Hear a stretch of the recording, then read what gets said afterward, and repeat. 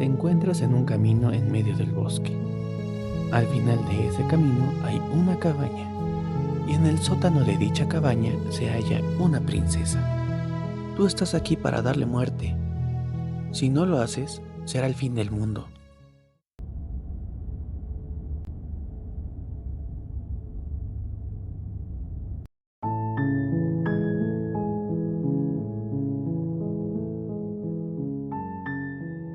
¿Qué harías si te dijeran que debes asesinar a alguien sin razón? Y peor aún, ¿qué pasa si la única voz que te guía en tu misión comienza a mentirte? Slay the Princess no es solo un juego de decisiones, es un espejo roto que nos obliga a mirar quiénes somos cuando ya no confiamos en aquella historia que se nos cuenta. Hoy vamos a adentrarnos en una narrativa donde matar o no matar no es lo importante, sino quién elige, por qué lo hace y qué oculta la princesa en aquella celda oscura. Todo inicia con una premisa directa. Una cabaña, un sótano, una princesa encadenada y una voz que nos dice que tenemos que matar a la princesa. No hay una introducción, no hay un contexto, solo una promesa que si no la matamos, ella destruirá el mundo. Pero cuando abrimos aquella puerta, algo no termina de encajar. Ella no parece una amenaza. En algunas veces suena gentil, mientras en otras tal vez un poco arrogante. ¿Acaso está actuando? ¿O está atrapada injustamente? Así el juego nos lanza al corazón una propuesta. ¿En quién podemos confiar cuando no sabemos que es real? ¿En la voz que nos guía? ¿En nuestros ojos? ¿En nuestros instintos? La moral como tal no estará clara en este punto. Antes de que sigas, debo advertirte. Te mentirá, te engañará y hará todo lo que esté a su mano para impedir que le des muerte. No creas nada de lo que te diga. El juego se despliega a través de unas escenas dibujadas a mano desde la perspectiva del personaje del jugador, donde la interacción principal se limita solamente a seleccionar opciones de diálogo o de acción. La forma en que la historia se desarrolla depende eternamente de las elecciones y respuestas del jugador, lo que da lugar a una narrativa ramificada y en bucle. La ambición narrativa de Slay the Princess y su naturaleza profundamente humana son aspectos ampliamente reconocidos. La obra aborda de manera compleja temas como las múltiples facetas del amor, la naturaleza proteica de la identidad y el significado profundo de elegir entre la vida y la muerte. A lo largo del juego, un narrador y otras voces invisibles intentan influir en las decisiones del jugador, añadiendo capas de complejidad a la experiencia. La centralidad de las decisiones del jugador es un pilar fundamental en este juego, donde los primeros segundos el juego presenta una cantidad masiva de opciones al juego, permitiendo a la persona cuestionar al narrador, amenazar de abandonar la tarea o incluso celebrar la oportunidad de cometer asesinato. Cada bucle narrativo se centra en la elección de matar o salvar a la princesa y las acciones tomadas hacia ese objetivo tras la muerte del personaje principal va a despertar un nuevo ciclo en el bosque. Es decir, que se va a hacer un nuevo mundo paralelo y se le ordenará una vez más que mate a la princesa. Sin embargo, la princesa y el mundo ha cambiado tanto que han sido moldeados por las interacciones previas del jugador. La inclusión de la elección, si bien ofrece una rica diversidad de trayectorias narrativas, en última instancia va a reforzar un conflicto central e ineludible. Esta aproximación convierte la experiencia en una suerte de metacomentario sobre la agencia del jugador dentro de las narrativas interactivas, transformándolo en una fuente de profunda incomodidad psicológica, como el regreso de mi ex. La princesa no es una entidad estática, sino una proyección dinámica moldeada por las acciones del héroe y las perspectivas impuestas por el narrador, el héroe y el jugador mismo. Sus múltiples transformaciones a lo largo de los bucles narrativos, apareciendo como benevolente, monstruosa o fragmentada, encarnan el concepto psicológico de la identidad como algo inherente, fluido y racional. La identidad de la princesa cambia porque es percibida de manera diferente en cada interacción. reflejando cómo los individuos en la vida real internalizan y reflejan las percepciones de los demás. A través de la princesa, el juego explora cómo la identidad rara vez es fija, sino es una construcción maleable que se moldea continuamente por expresiones externas y luchas internas. Las decisiones del jugador no solo definen a la princesa, sino que también revelan facetas ocultas de la propia identidad y la moralidad del héroe. La forma en que la percepción del jugador se convierte en una mecánica fundamental es un aspecto distintivo del juego. La apariencia y el comportamiento de la princesa se alteran drásticamente en función de las elecciones y respuestas del diálogo. Por ejemplo, si el héroe se acerca a la princesa con un cuchillo, ella se va a mostrar cautelosa y desafiante, mientras que si se acerca desarmado parece un poco asustadiza y vulnerable, o incluso en algunas veces llega a ser un poco sarcástica. Este mecanismo va más allá de las narrativas ramificadas convencionales. En Slay the Princess literaliza la noción psicológica de que nuestra percepción moldea nuestra realidad. El juego no solo reacciona a las elecciones, sino que te convierte en una manifestación de sesgos, miedos y deseos internos del jugador. Las transformaciones de la princesa funcionan como un bucle de retroalimentación directo y perturbador, forzando la autorreflexión y difuminando la línea entre el jugador y el protagonista. El héroe en todo esto no está solo en su viaje, está acompañado por varias voces internas distintas del narrador. Estas voces a menudo son un tanto contradictorias.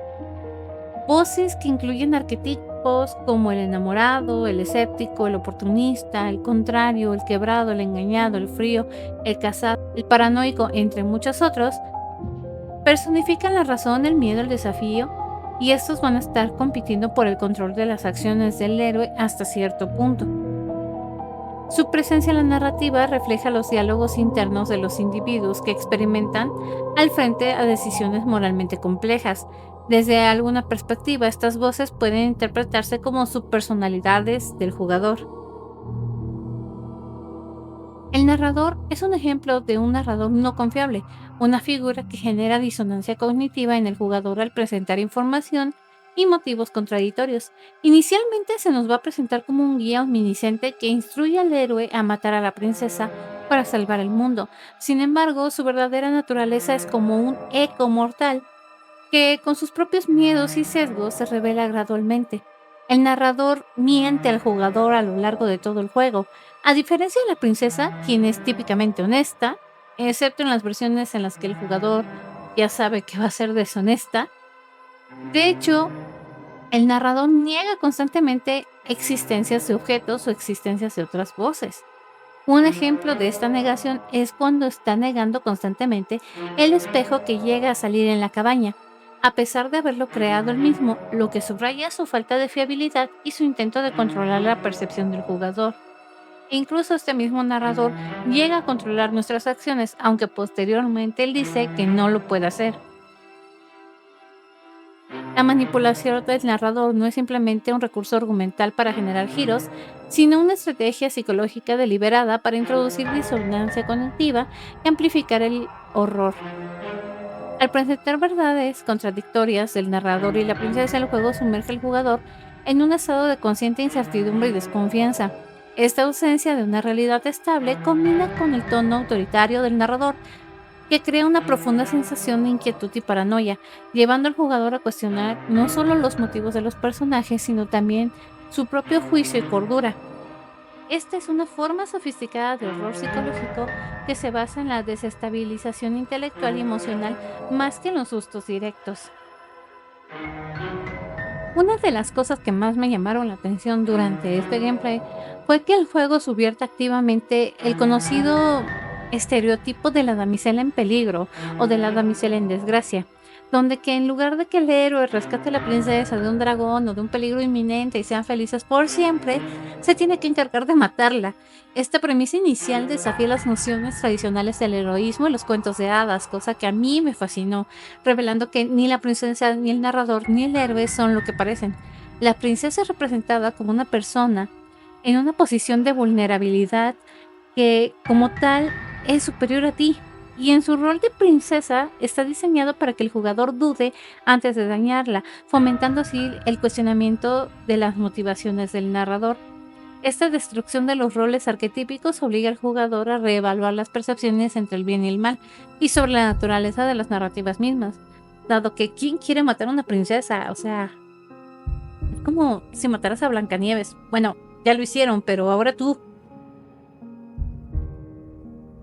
La revelación fundamental de que el héroe es en realidad la larga quietud o la eterna quietud o el eterno silencio, como le gusta llamar en tu país, es una entidad cósmica naciente y la encarnación del estatis y la perpetuidad. Y que la princesa o el montículo cambiante es una entidad cósmica que encarna el cambio continuo, la destrucción y el renacimiento. Todo esto enmarca la narrativa como una profunda alegoría cósmica. Esta dualidad entre el estatis, que va a representar el orden, la seguridad, la preservación a costa del crecimiento, y el cambio, que va a encarnar la creación, la destrucción y la renovación, pero con el riesgo del caos y pérdida, establece el paralelismo directo con los debates existenciales sobre la condición humana. La tensión psicológica entre estas fuerzas se refleja con las elecciones del héroe. Optar por matar permanentemente a la princesa preservaría el universo actual, pero detendría la evolución, mientras que alinearse con el montículo cambiante o la princesa invitaría a la destrucción, pero prometería el renacimiento. Esta alegoría cósmica sugiere que el estasis y el cambio no son unas fuerzas que siempre van a estar opuestas y que tienen que estar predispuestas a ser conquistadas, sino son dos mitades en una dualidad cósmica necesaria similar a la vida y la muerte. El intento del narrador de eliminar el cambio o la muerte conduce a una existencia aburrida, sin crecimiento. El hecho de que el héroe y la princesa fueran originalmente una sola entidad y que la princesa afirme que el héroe es el único ser en ese mundo que ella conoce, implica una conexión inherente, quizás incluso romántica. Esto sugiere que la verdadera totalidad o un verdadero final no se logra eliminando a una de las partes, sino abrazando la compleja y a menudo destructiva interacción entre ellas, como mi ex. El juego sutilmente empuja al jugador hacia una síntesis donde la historia de amor no es solo una romántica, sino un reconocimiento de la naturaleza complementaria de las fuerzas cósmicas dentro de uno mismo y del universo. Los personajes están en constante metamorfosis. Son mucho más que simples figuras narrativas, son encarnaciones de conceptos filosóficos y psicológicos cuya identidad se moldea y se transforma a lo largo de las experiencias del jugador. Tenemos tres personajes principales, el héroe, la princesa y el narrador. Y como personajes secundarios, si lo quieren poner así, tenemos las voces alternas. El héroe. El jugador asume el papel del héroe, un ser sin nombre que se encuentra en un bosque sombrío y a medida que la narrativa se desvela, va a revelar que ese protagonista en realidad es la larga quietud o el amplio silencio, una entidad cósmica naciente y la encarnación del estatis, la perpetuidad y el vacío. La identidad y la percepción del héroe son intrínsecamente maleables, influenciadas directamente por las elecciones del jugador. Visualmente, el héroe no es completamente humano. De hecho, es una criatura un tanto espeluznante. Bueno, para mí no. Con manos como con garras, manos reptilianas y plumas que le van creciendo en los brazos. Ojo que esta apariencia también va a cambiar un poco en algunas rutas. Sus propósitos originales, según las instrucciones del narrador, es matar a la princesa para detener el cambio y con ello el fin del mundo y preservar el universo tal como se conocía. La princesa. La princesa es la figura central del juego y se revela como el montículo cambiante. Es una entidad cósmica que encarna el cambio continuo, la destrucción y el renacimiento. Su apariencia y personalidad se transforman drásticamente en cada bucle narrativo, dependiendo de las percepciones y acciones del héroe. Puede manifestarse de múltiples formas, desde una figura guardada y desafiante, asustada y vulnerable, y en el primer encuentro hasta transformaciones más extremas como un cúmulo viviente de cuchillos, el espíritu pesadilla, o algo más musculoso y agresivo como el adversario. Puede ser también la figura gigante como la de la torre o incluso versiones más adorables y frágiles y manipuladoras. Su rol es el ser catalizador para el cambio y la exploración de la identidad, tanto la suya como la del héroe. No se le describe como una personificación de cambio, ya que contiene la muerte dentro de su multitud. El narrador. El narrador es esa voz en off que introduce la premisa del juego, instruye al héroe para que mate a la princesa con el fin de salvar el mundo, y a medida de que la historia avanza se revela que el narrador es un eco de un mortal que, en un intento desesperado por preservar el universo, creó al héroe y a la princesa al dividir una identidad cósmica en dos. Esta figura es inherentemente manipuladora y egoísta, cuyo objetivo principal es preservar la existencia tal como la conoce, deteniendo el cambio y la muerte.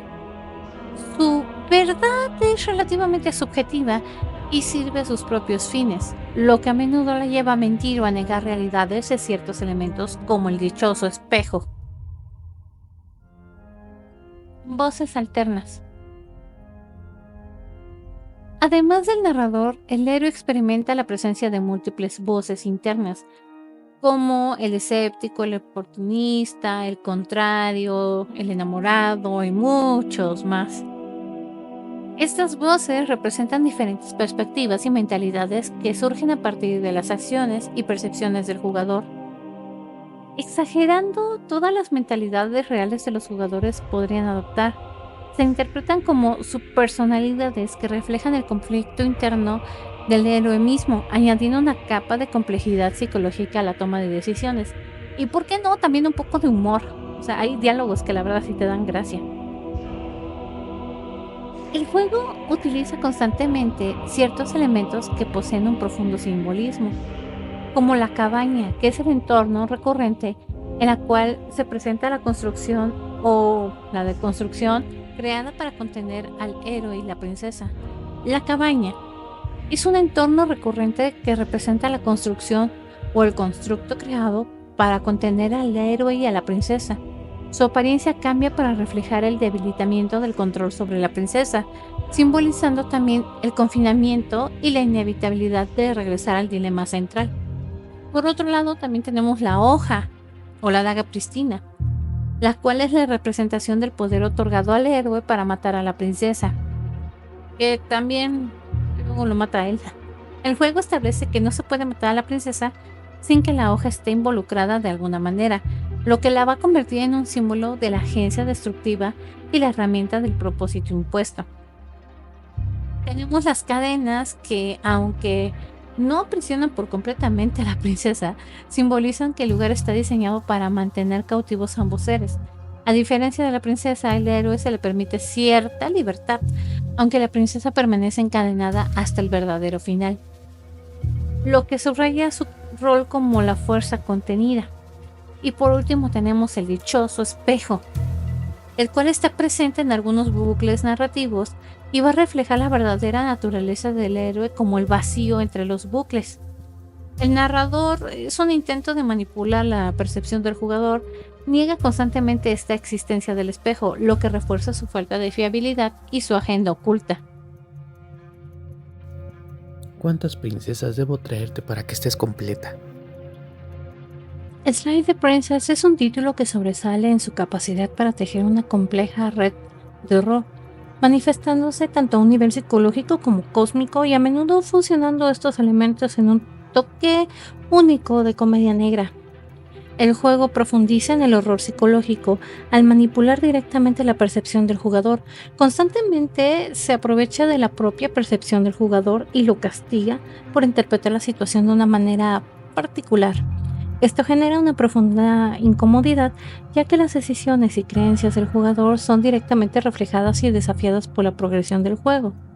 A pesar de esta vasta cantidad de opciones ofrecidas, el jugador inevitablemente es canalizado de vuelta a la cabaña donde se encuentra la princesa, lo que va a crear una abrumadora sensación de impotencia y la percepción de que, aunque hay opciones, en realidad no hay ninguna. Hay una restricción lejos de un fallo, que va a solidificar la angustia psicológica. La transformación de la princesa son un reflejo directo de las acciones e interpretaciones del jugador. Por ejemplo, si el jugador mata inmediatamente, puede transformarse en un demonio musculoso. Si intenta ayudarla, puede confesarle amor. Esta correspondencia directa hace que el juego parezca conocer al jugador y sus miedos más profundos.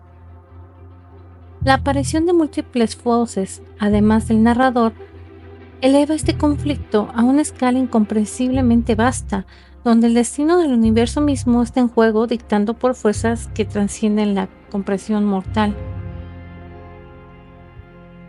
Enlightened Princess ha sido descrito como horror comedia, una mezcla inusual que combina momentos ridículos que provocan carcajadas con escenas bastante sangrientas. Y el arte del juego es evocador y no tiene miedo a retratar la sangre, vísceras u otras cosas retorcidas. Esta juxtaposición de lo grotesco con lo absurdo y lo inesperado crea un tono único que intensifica la experiencia, impidiendo que el horror se vuelva monótono y manteniendo al jugador en un estado constante de desequilibrio emocional. De hecho, este juego es bastante dinámico en comparación con otros juegos como Doki Doki. El estilo artístico de Slide Princess es una característica muy distintiva y que en lo personal a mí me encantó. Y puedo decir que es un pilar fundamental para la transmisión de estos complejos temas. Es un juego que se presenta con un hermoso estilo de dibujo a mano, que evoca una estética de cuaderno de bocetos, aunque con un acabado más pulido. Cada fondo y sprite es una obra de arte individual, dibujada tradicionalmente con lápiz y papel por la novelista gráfica Abby Howard. Predominan las imágenes en blanco y negro y utilizando líneas finas de lápiz que parecen como de grafito sobre el papel pergamino, hace que este juego tenga una cualidad inquietante. Esta elección monocromática no es solo una decisión estética, sino que está intrínsecamente ligada a la narrativa y a la atmósfera del juego, y de hecho es lo que le da un toque único al mismo. El arte no es solamente una táctica de narrativa visual, sino que tiene muchos temas en particular. La moralidad en tonos de grises. El sombreado en el arte se utiliza para transmitir claramente en su mundo ese tonos grises, aunque inicialmente el juego puede inducir al jugador a creer que la moralidad siempre es blanco y negro. A medida de que avanza el arte junto con la escritura, revela una mayor cantidad de detalles y sutilezas que representan de una manera muy visual y apoya directamente el tema central del juego de la moralidad ambigua, donde las líneas de los héroes y villanos son deliberadamente borrosas. E incluso da una ilusión de movimiento e existencialismo con estas líneas de lápiz que a menudo ondean en una técnica que comúnmente se usa para emular movimiento y o bien añadir cierto interés visual. Y en Slide the Princess, esta implementación simple se siente como una presencia necesaria del mundo, contribuyendo a la ilusión de que el resto de este mundo alrededor de los personajes es único. Esta sutil ilusión de movimiento refuerza los temas meta y existenciales del juego, sugiriendo que nadie se mueve realmente, al igual que ningún mundo se está salvando realmente. Y esto se vincula con los temas de futilidad y propósito de la historia. También nos hace evocar un poco a los típicos cuentos de hadas, donde todos estos dibujos son a mano, blanco y negro, y que te deja la imaginación cómo sería. El énfasis en el gore y las experiencias extracorporales o el body horror, y aunque el juego utiliza principalmente tonos gris, el colores como el rojo o el amarillo y el verde se usan ocasionalmente, típicamente para representar el gore o experiencias extracorporales. Este uso selectivo de color resalta momentos intensos de impacto emocional o físico, enfatizando más los elementos del horror y la naturaleza inquietante de la narrativa. Abby Howard logra inyectar cada momento con una sensación de presagio, e incluso la ubicación más inocente se siente como si pudiera deslizarse bajo nuestros pies y enviarnos a una realidad realmente horrible. El arte monocromático en sus matices de sombreado sirve como una potente metáfora visual para los temas centrales del juego, como la ambigüedad, la incertidumbre. Al despojar la paleta de colores vibrantes, el arte obliga al jugador a confrontar esos tonos de grises, o en este caso, más bien es como tono marrón. En sus decisiones y en la verdadera naturaleza de los personajes, de los cuales hay cierto estallido de color vívido, pero solamente para representar algo como experiencias extracorporales o el gore, que se vuelven impactantes debido al predominio de esta escala de grises, destacando momentos de extrema disrupción en la realidad percibida. Y esta elección artística sumerge al jugador en un mundo donde las respuestas claras son elusivas, reforzando los dilemas psicológicos y filosóficos del corazón del juego. El eterno retorno era la idea filosófica de que la vida y sus eventos se repitan infinitamente, y la estructura cíclica del juego, donde el protagonista reinicia sus recuerdos fragmentados tras cada muerte. En esto mismo, reflejará el trauma no resuelto, forzando al jugador a dar sentido a una realidad fluida y a reevaluar las acciones. Sleeping the Princess se rige como una obra maestra en el género de la novela visual, trascendiendo sus convenciones para ofrecer una exploración multifacética de la identidad, la moral y la existencia. Su originalidad radica en la subversión de los arquetipos clásicos, la literalización de la percepción del jugador como una mecánica narrativa y la intricada red de bucles temporales que reflejan el concepto del eterno retorno y el trauma psicológico.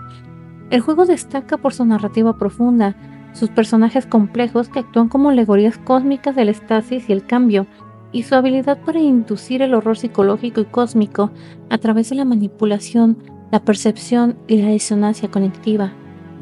Este título no es simplemente un juego, sino una odisea psicológica que sostiene un espejo en la mente del jugador. Fuerza a los jugadores a confrontar incluso algunos perjuicios, valores y miedos, dejando preguntas persistentes en el lugar de las respuestas claras y absolutas.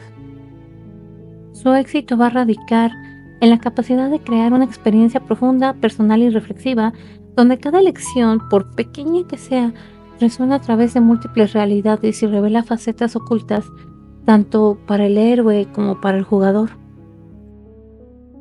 Slide the Princess contribuye significativamente al género de las novelas visuales al demostrar el potencial de las narrativas interactivas para explorar temas filosóficos y psicológicos complejos, empujando los límites de los que juegan.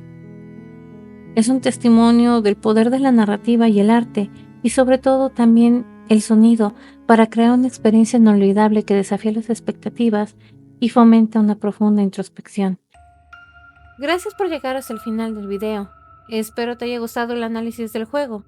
A mí realmente me encanta tanto la historia como el arte que contiene. Realmente se puede sacar muchas conclusiones en el ámbito psicológico. La voz masculina fue hecha por Scorelich, así que si te gustó, por favor compártelo a alguien que crees que le pueda interesar igual. Regálame un like y un comentario, sobre todo para saber si ya lo has jugado y qué te ha parecido. Nos vemos en un siguiente video y recuerda, todos tienen diferentes perspectivas de ti.